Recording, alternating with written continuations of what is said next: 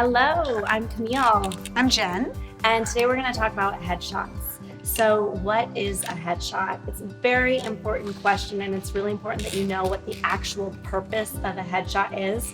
A headshot is your business card, and it's your calling card to the industry. And more technically speaking, it's a photo of you. So it's a picture of you from about mid-chest to the top of your head, like this. And it comes in two different ways. You're gonna have it in a hard copy and then also online. We're gonna show you some examples of headshots right now just so you have an idea of kind of what a headshot looks like. There are headshots. We wish we could show you famous people's headshots, but then we'd have to spend thousands of dollars. So instead, you just have to look at our headshots. Which are gorgeous. So you're gonna be using a headshot in two different ways.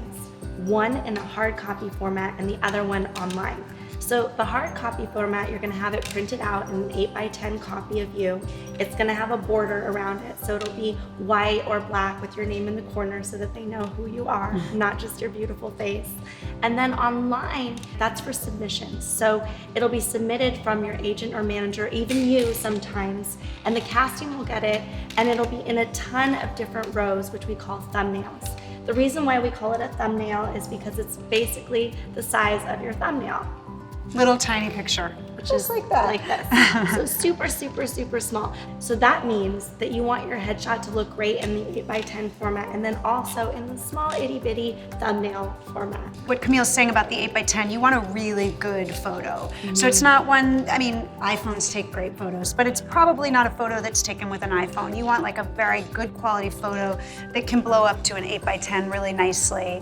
It translates and look well. really good. Yeah. Those are the two mediums in which it needs to translate. But that also is going to look really good small, and we're going to talk more about that as we get going. Yeah, and how to actually make it pop in the two different ways you're going to be using it. Getting back to the headshot and what it is not. A headshot is not a glamour shot, and it is not a character shot. And by glamour shot, what I mean is on your wedding day or prom, for example, or even if you're a bridesmaid. Those are the examples I would think of where you're just really glammed up. Your hair is done, your makeup looks fantastic, you look great, and we know you look great, but that's not a headshot. The headshot is a natural picture of you. It's real. It's real. It's you on your best day. Yeah, and it has to be real because if you think about it, people want to cast real people. So they really want to see what you look like. So it's not too much makeup. No. It's not, your hair's not too done. And what Camille was talking about character shot, it's not if you think, oh, I play a great doctor, it's not you dressed up as a doctor. It might be you in a suit, but it's not, it's not a specific character shot, as Camille was saying.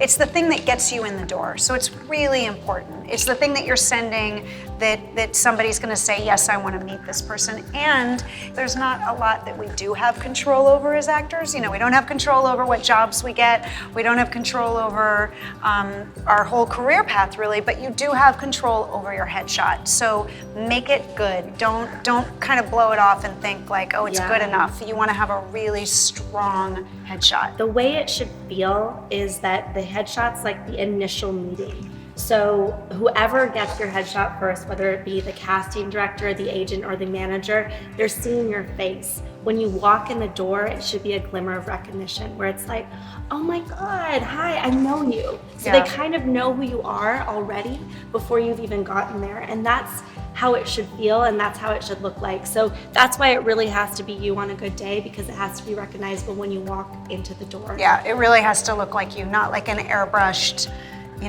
kind of fantasy picture. No, it's your most important tool as an actor. Yeah. So I think we should talk about a little bit, because this was something I wish I had known, which is how do I take a headshot before I come to LA? So taking a headshot can be kind of a long process. If you're in LA and you call some photographers, it can be about a month sometimes from start to finish. So if you're a person who wants to arrive sort of ready to go, which I think is a great idea, get that headshot taken before you come. And here's how you can do it, even if you don't necessarily live in a place where there are a lot of headshot photographers. So if you do live somewhere like Chicago or New York, obviously, you can get headshots there, and there are headshot photographers, but I would still recommend looking at websites here in LA of headshot photographers in LA, because they are different than they are in other cities. And you will inevitably get here and an agent will tell you this is not usable, even though it might have been usable in New York, Seattle, Atlanta. It's really important to know, as Jen is saying, that LA is a very insular industry. Yeah. So what is happening in LA happens in LA. That's what they're looking for. And that includes headshots. So you want to get a headshot that looks like it's been taken by an LA photographer. So what we recommend is that you look online. We're gonna give you a bunch of our favorite headshot photographers and look them all up. And even if you're out of town, look them up, look at their websites, look at their pictures, look at what they're taking. Because most photographers sort of specialize in a type. So there are photographers in town that it's like, everybody kind of knows, like, oh, they take like the beautiful people's headshots and they take like the character headshots. So kind of find a photographer that you're like, that sort of feels like my vibe and I could, sort of belong on that page. So find a headshot photographer that you like and that you really like the look of their shots. And then find a photographer in your town or city and bring them, this website and say, this is what I'm going for. This is what I want to try to mimic. Because any solid photographer can take a picture They can absolutely like that. do it. Yeah. It's not an impossibility. Yeah. So really, but be very specific. Like when you're doing this, like look at like what the people are wearing, look at the color of the background, look at how tight it is, like Camille was talking about. Yeah. And arrive in LA with a headshot ready to go. So if you are in LA or if you've decided to come to LA and get your headshots taken here, which is another fantastic option, you want to know how to find a good headshot photographer when you're here. A lot of the same rules apply. You're going to want to do research and look up a bunch of sites. And once again, we have a great list that we have right now for you. And the list ranges from different prices and options, and you'll see on their websites what those options are. And I also recommend just putting in a Google search, headshot photographers in LA. Hundreds of photographers are gonna come up. There's a ton of photographers here. It's insane. And what's great is because we've given you this initial list, you can kind of compare them. We've given you this list because these are good photographers. There's other photographers where you're gonna see like, oh, I like what they're doing, or you know what, I don't quite look like what they're doing. And what we're saying here, even though it sounds kind of esoteric right now, the minute you start doing your research, you're gonna really see what we're talking about. So when you're looking for your headshot photographer, you wanna look on their site for headshots that pop. And what that means is when you're looking at the photo, there's something happening in the actor's eye. So there's just something interesting about this person. You kind of look at it and you're like, I'd like to kind of get to know this person a little bit more, or just see what they're like. And that's what you want the casting director or an agent or manager to think about you when they see your headshot. So if a photographer is already able to do that, that means that they can help you get to that place where you too are telling a story with your eyes. So when you find that photographer and they work with your budget, your price range, you like what they're doing, you're gonna wanna call them up because you wanna see what their vibe is like. It is so important to like who your photographer is. It's like, it makes a huge difference. I would say like we're all used to taking photos now, with our phones and, sending them back and forth. But man, the headshot photo is such a different beast. Yeah. It's so vulnerable, but knowing that you like the person you're with will give you the opportunity to be vulnerable with them for 2 to 3 hours. I took pictures when I first came here and I showed them to a friend of mine after I took them, who's an experienced actress. I love it. And she looked at the pictures and she said, you were not comfortable with this person taking these pictures of you. And she was completely right. Yeah. And she said, I can see it in your eyes. You look uncomfortable. So they were nice pictures. They were well lit. The photographer didn't really do anything wrong. For whatever reason, I did not feel at ease. If you can, grab coffee with them or visit their studio and make sure you feel really comfortable with them. But if you can't do that, some of the big ones are too busy to do that kind of thing. At least just have a 10-minute conversation on the phone and, get a feel of like, do I like this person? Do I like the way they talk? Do I like the way they're talking to me? Do I feel like they're being respectful? Do I like how they work? Do I like the process? Some people use music. Some people have other ways in which they work with you in their studio. And a lot of photographers are totally open to do that. Yeah. So the last thing that I will say is remember that the headshot photographer is in service to you, the actor. It is about just your face. It's about making you look ready and getting that shot that's gonna get you in the door. It's not about them creating a beautiful portrait and like doing all this artsy stuff. That is not a headshot. Yeah. They're in service to you as the actor, and you will find out if that's what they believe in when you talk to them on the phone. Yep. So let's talk about branding and type as it correlates to a headshot. This is a really, I think, important subject, and one that would have saved me thousands of dollars when I came to LA if I had really understood it. And it's a tricky one to really grasp, but we're gonna try to help you do that. So there's kind of a famous line here in LA, and maybe it's in other cities too, that a lot of people say, which is, until you're a name, you're a type. So what that basically means is figure out what your type is and what you best play. So as actors, we all feel like I can play anything, right? Like I can play a mom, Yeah. I can play a terrible, violent person, I can play a vulnerable person, whatever. And we believe you. We believe you.